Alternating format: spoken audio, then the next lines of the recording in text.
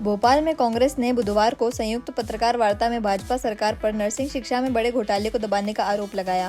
कांग्रेस प्रवक्ता विवेक त्रिपाठी, एनएसयूआई उपाध्यक्ष रवि परमार और अध्यक्ष तोमर ने कहा कि सैकड़ों शासकीय नर्सिंग कॉलेज मान्यता खोने की कगार पर हैं क्योंकि 2018 के नियमों के अनुसार स्टाफ और बुनियादी ढांचे की भारी कमी है। सीबीआई जांच में कई कॉलेजों को डेफिशिएंट बताया गया था, लेकिन जुलानिया समिति ने उन्हें स्टेबल करार दिया। कांग्रेस ने फर्जी अनुभव प्रमाण पत्र, मनमानी नियुक्तियां और स्थायी प्राचार्यों की अनुपस्थिति को गंभीर अनियमितताएं बताया। पार्टी ने न्यायिक जांच, दोषियों पर कार्रवाई और छात्रों के भविष्य की सुरक्षा हेतु वैकल्पिक व्यवस्था की मांग की।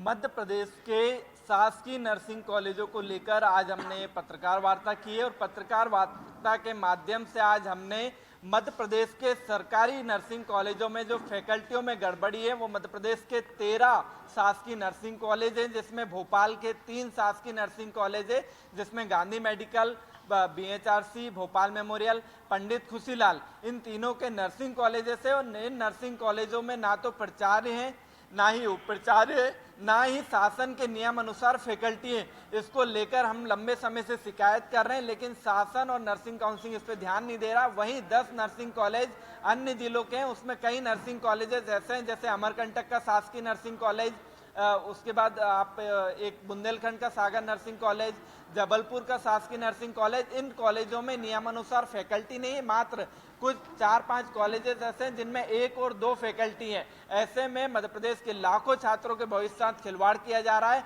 हमने इसमें मांग की है कि तत्काल इन पूरे कॉलेजों की मान्यता के आवेदन निरस्त किए जाएं और जो दोषी अधिकारी हैं जिन्होंने ये ऑनलाइन आवेदन करने में गड़बड़ियां की है और कॉलेजों में आज तक योग्य फैकल्टी नियुक्त नहीं किए, उन पर कार्रवाई की जाए। वहीं जिस तरह से मध्य प्रदेश में नर्सिंग घोटाला हुआ था, उसके सीबीआई द्वारा डिफिशिएंट जो कॉलेजेस बताए गए थे उनके लिए एक हाई लेवल कमेटी बनाई गई थी। उस कमेटी में रिटायर्ड आईएएस राधेश्याम जुलानिया को रखा गया था। उस कमेटी द्वारा पूरी तरह से गड़बड़ी की गई है। हमने शासन से मांग की है कि उस कमेटी की सूक्ष्म जांच की जाए, उसके पूरे एक दस्तावेजों की फॉरेंसिक जांच कराई जाए कि इनने किस आधार पर सुटेबल किया है, उसकी भी हमने मांग की है। और जल्दी इस पूरे मामले को लेकर हम माननीय उच्च न्यायालय में जाएंगे और पूरी तरह से मध्य प्रदेश में चल रहे 50% फर्जी नर्सिंग कॉलेज जिनमें फैकल्टियों में फर्जीवाड़ा हुआ, उसको भी हम आपके सामने लेकर आएंगे। देखिए, सीबीआई जांच मध्य प्रदेश में नर्सिंग कॉलेजों की 2 बार हुई है।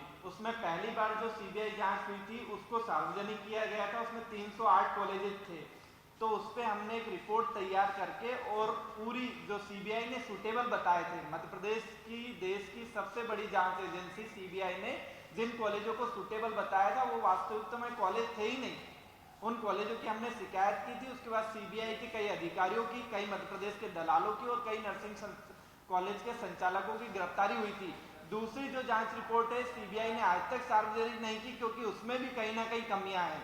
उसमें भी उनने जिन कॉलेजों को सुटेबल बताया उनमें कहीं ना कहीं कमियां, इसलिए आज तक दूसरी जो सीबीआई की रिपोर्ट है, दोबारा जो जांच हुई थी उसकी रिपोर्ट आज तक सार्वजनिक नहीं की गई, ना ही माननीय उच्च न्यायालय को दी गई है। उच्च न्यायालय ने पिछली बार पूछा था कि सीबीआई अपनी रिपोर्ट कितने दिन में देंगे, तो उन्होंने कहा कि अभी सिर्फ मात्र 16 कॉलेजों की रिपोर्ट की स्कैनिंग हुई है, बाकी की और हम कर रहे हैं। मतलब मध्य प्रदेश का दुर्भाग्य देखिए कि देश की सबसे बड़ी जांच एजेंसी है, उसने जांच की और उसको रिपोर्ट देने में सालों लग गए। ये जांच 2023 से शुरू हुई थी, आज 2025 हो गया, लेकिन पूरी जांच रिपोर्ट न्यायालय में पेश नहीं हो सकी, क्योंकि न्यायालय में रिपोर्ट पेश होगी, उसके बाद सार्वजनिक होगी, कहीं ना कहीं कमियां निकलेगी, इसलिए सीबीआई उसमें लेट लतीफी कर रही है।